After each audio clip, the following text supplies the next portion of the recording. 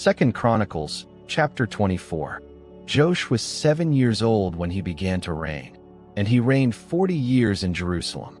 His mother's name was Zibiah of Beersheba.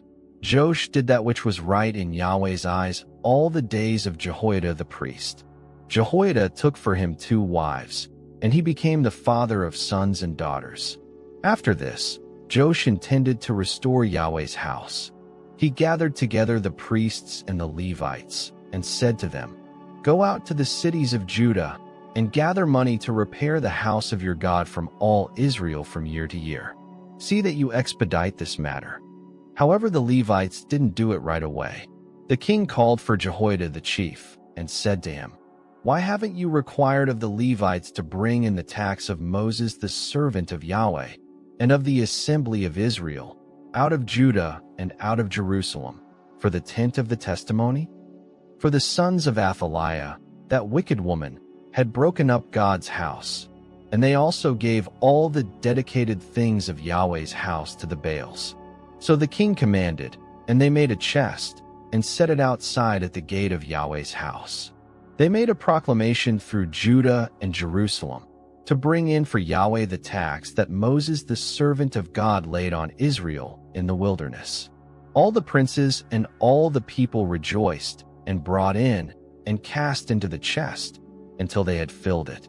Whenever the chest was brought to the king's officers by the hand of the Levites, and when they saw that there was much money, the king's scribe and the chief priest's officer came and emptied the chest, and took it, and carried it to its place again. Thus they did day by day, and gathered money in abundance. The king and Jehoiada gave it to those who did the work of the service of Yahweh's house. They hired masons and carpenters to restore Yahweh's house, and also those who worked iron and brass to repair Yahweh's house. So the workmen worked, and the work of repairing went forward in their hands. They set up God's house as it was designed, and strengthened it. When they had finished, they brought the rest of the money before the king and Jehoiada, from which were made vessels for Yahweh's house, even vessels with which to minister and to offer, including spoons and vessels of gold and silver. They offered burnt offerings in Yahweh's house continually all the days of Jehoiada. But Jehoiada grew old and was full of days, and he died. He was 130 years old when he died. They buried him in David's city among the kings, because he had done good in Israel, and toward God and his house. Now after the death of Jehoiada, the princes of Judah came and bowed down to the king. Then the king listened to them.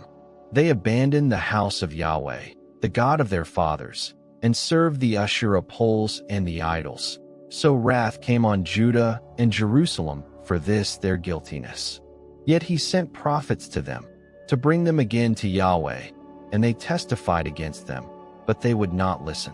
The Spirit of God came on Zechariah the son of Jehoiada the priest, and he stood above the people and said to them, "Thus says God, why do you disobey Yahweh's commandments so that you can't prosper?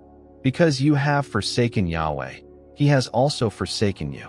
They conspired against him and stoned him with stones at the commandment of the king in the court of Yahweh's house. Thus Joash the king didn't remember the kindness which Jehoiada his father had done to him, but killed his son. When he died, he said, "May Yahweh look at it and repay it." At the end of the year, the army of the Syrians came up against him, and they came to Judah and Jerusalem, and destroyed all the princes of the people from among the people, and sent all their plunder to the king of Damascus. For the army of the Syrians came with a small company of men, and Yahweh delivered a very great army into their hand, because they had forsaken Yahweh, the God of their fathers. So they executed judgment on Joash, when they had departed from him, for they left him very sick. His own servants conspired against him for the blood of the sons of Jehoiada the priest, and killed him on his bed, and he died. They buried him in David's city, but they didn't bury him in the tombs of the kings.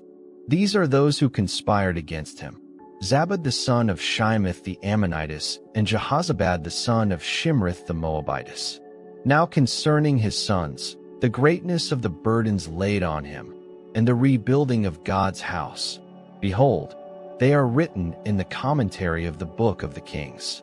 Amaziah his son reigned in his place.